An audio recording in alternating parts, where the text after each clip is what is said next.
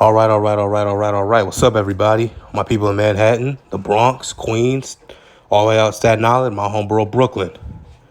Back in another video, and this is going to be on the quote-unquote GOAT debate between Michael Jordan and LeBron James. That, it's completely laughable. It's a joke. There's no debate. LeBron is not on Jordan's level at all. Okay, I don't give a fuck who gets mad at that. He's not. But, ever since LeBron beat the Golden State Warriors, they've been, hyping up this quote-unquote debate between him and Jordan. LeBron's been playing into it, of course, because, Jordan was his idol. He's his hero. And, of course, he called Jordan a ghost. I'm just catching him. And Paxson hit this shot. Curry hit this shot. All this bullshit, bro. That The Last Dance is kind of nullifying. The Last Dance nullified it. If you watch The Last Dance, most people understand. People my age range, I was born in the early 2000s. Most people my age talk about Kobe or LeBron being the GOAT. But if you watch The Last Dance, it kind of nullifies it. Now those people are saying that Jordan is the GOAT. And they understand why people say he's the GOAT. They understand why he's such an icon and a legend. Okay? But anyway, I'm really going to use this video to, nullify a lot of the arguments that the LeBron stands, the LeBron fags, the LeBron sexuals, whatever you want to call them, that they use against Michael Jordan to say LeBron's the GOAT. Okay, starting with the 1-9 argument.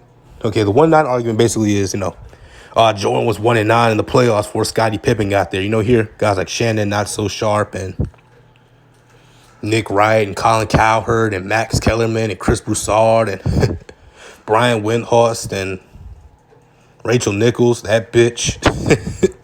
Man, I cannot stand Rachel Nichols, bro. I hate her ass. I cannot stand her. But, that's something else. But just Jordan was 1-9 in the playoffs before Scottie got there. And it makes it like Scottie was the reason Jordan got the first round. No, he was not. Scottie Pippen, great player, great Hall of Fame player, Hall of Fame role player. But Scottie Pippen was not the reason the Bulls got that playoff that year. I'm going to show you. Okay? Right here, you're looking at Jordan's stats in 87, 88. Okay, that was the year Jordan got out the first round in the playoffs. Okay, look at Michael Jordan's stats. 35 points a game, 5.5 boards a game, 6 assists a game, 3 steals a game, 2 blocks a game, 53.5% from the field, shot 53.5% from the field. He was the league MVP, the defensive player of the year, the scoring champ, the steals leader, and he led the league. And he had over 200 steals and over 100 blocks. Now, mind you, Jordan is a 6'6" shooting guard, and he had over 100 blocks. And LeBron, the closest LeBron ever came to having 100 blocks was, I believe, one of those years in Cleveland before he left for Miami. He had one of the years I think he had like 92 blocks, but that's the closest he's ever came. Jordan did that back-to-back years, 86, 87, 87, 88. Hell, Dwayne Wade, LeBron's buddy, LeBron's best friend, whatever. He had over 100 blocks once. I believe that was the year in 08, 09.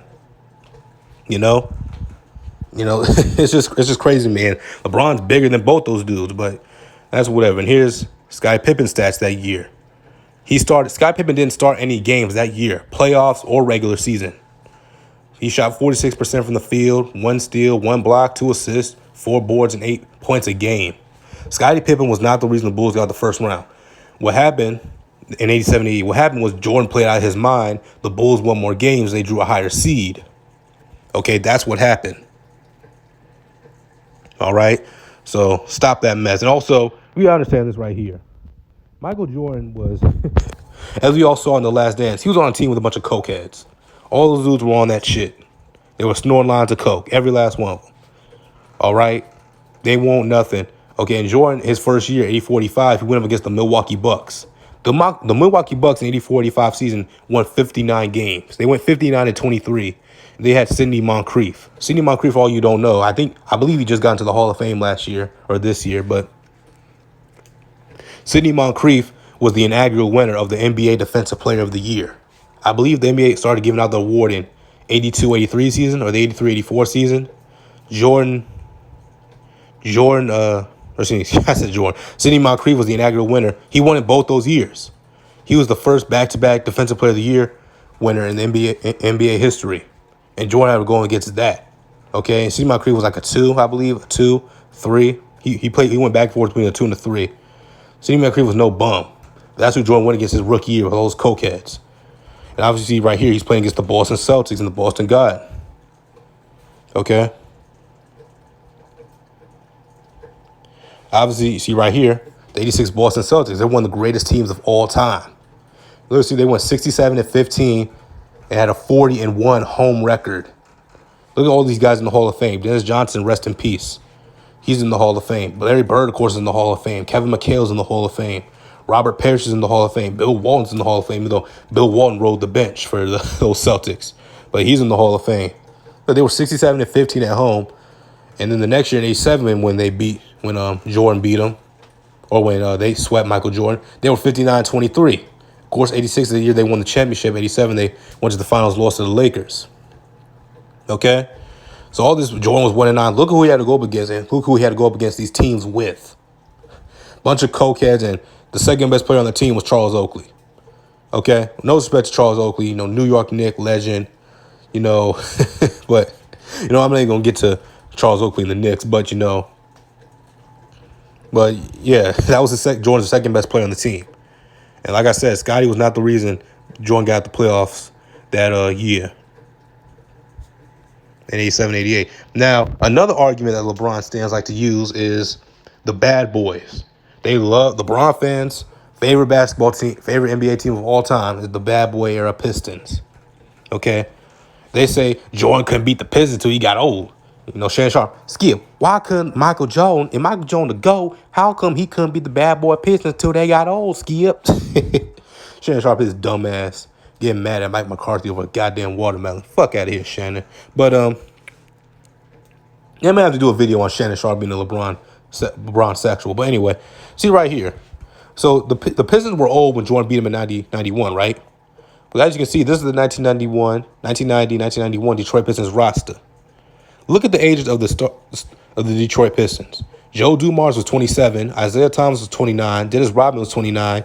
Baylor Bear was 33. Okay? You look down, Mark Aguirre was 31. John Sally was 26. Joe Dumars came in the league a year after Michael Jordan. Michael Jordan came in the league in 84. Joe Dumars came the next year in 85.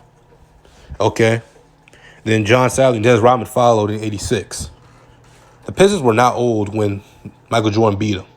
Now, what you could say is that the Pistons had a lot of tread on the tires. They went to the conference finals in 87. They went to the finals in 88, went 7 with the Lakers and lost. They swept the Lakers in 89. They beat the Blazers in 5 and 90. Okay, I'm not going to say that, but you could make that argument that they had a lot of tread on the tires. Well, if you can make that argument for the bad boy Pistons against Michael Jordan, we can also make that for the Chauncey Billups Pistons. Okay? LeBron James in 2007 defeated the Detroit Pistons in 2007, right? In the Eastern Conference Finals. He finally got over the hump. Now, let's see. This is the ages. This is the 2006-2007 Detroit Pistons roster. You see right here, Richard Hamilton was 28 years old. Tayshaun was 26. Chauncey was 30. Rasheed Wallace was 32. And Chris Webber was 33. They were around the same age as the bad boys when Jordan finally defeated them. And notice, who isn't on this roster? Big Ben Wallace. Big Ben Wallace, a 4-time NBA Defensive Player of the Year. LeBron James did not beat the Detroit Pistons until he got there. Until Big Ben Wallace left, and he left for Chicago. Then a couple years later, Big Ben Wallace ends up on the Celtics, or ends up on the Cavaliers. You know what I'm saying? So you can say, so one can say LeBron James didn't beat the Pistons until they got old, because the Pistons had been in the conference finals every year. They went to the 6th straight Eastern Conference Finals. They went to the conference finals in 2003 against the New Jersey Nets and lost. Of course, they went to the finals in 2004 and obliterated Shaq and Kobe. Won. 2005, they went against the Spurs and went 7 with the San Antonio Spurs, and they lost. 2006, they beat LeBron in the conference semifinals, and then they lose to Shaq and D Wade in the 2006 conference finals. Big Ben Wallace beats them. Big Ben Wallace leaves in the offseason. Free agency, signs the Chicago Bulls. Then LeBron, next year in 2007, LeBron beats them. Okay? So one could say LeBron didn't beat the Pistons until Big Ben Wallace left and they got old, because they had a lot of tread on their tires. And I heard one LeBron sexual say that, LeBron, like Shannon Sharp, I think was the one who said it. LeBron broke up the Detroit Pistons. No, he didn't, because they went back to the conference finals in 2008. And they played the Boston Celtics with Paul Pierce, KG, Ray Allen, Rondo, and Perk. Okay, and they beat LeBron to do it. in the conference semifinals that year in '08, man. So stop with that bad boys argument. Okay. Now, what I will say is this, and also LeBron, couple months back, Kevin Garnett stated that the Boston Celtics ran LeBron James. They broke him and they ran him out of Cleveland. That's just, and Shannon Sharp got mad at that. It's just the truth. He did. The Boston Celtics ran LeBron out of Cleveland. They ran him down to Miami, where he teamed up with D Wade and Chris Bosh and them. Okay, and one can also make the argument that the Paul Pierce era Boston Celtics were to LeBron James as the bad boys were to Michael Jordan.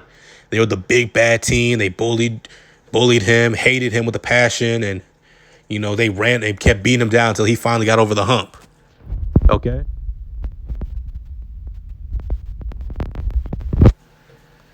This is the 2010-2011 Boston Celtics roster. Let's look at the ages of Paul Pierce, KG, and Ray Allen. Okay, Rondo was 24. Obviously, Rondo came in the league in 2006. Ray Allen was 35 years old. This is when 2011 when LeBron beat them in the conference semifinals, I believe, that year, and then he beat the D-Rose Bulls. Ray Allen was 35. Paul Pierce was 33. KG was 34. Okay, so one can make the case LeBron didn't beat the Pistons, or LeBron couldn't beat the Celtics until they got old.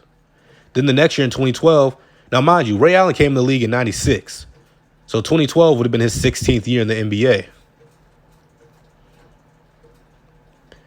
2012 would have been his 16th season in the NBA. He was 36 years old. Paul Pierce came in the league in '98, so 2012 would have been his 14th year, 14th. Hold on. Yeah, he came in the league in '90, so 14, 15 year. He was 34 years old. Kevin Garnett came in the league straight out of high school in '95. So in 2012 would have been his 17th year. He was 35 years old. Okay, and LeBron beat them. Of course, he had that great game in Game 6 against the Celtics. He went wild. He had that evil look on his face. And then they went on to beat the Thunder and win the championship that year.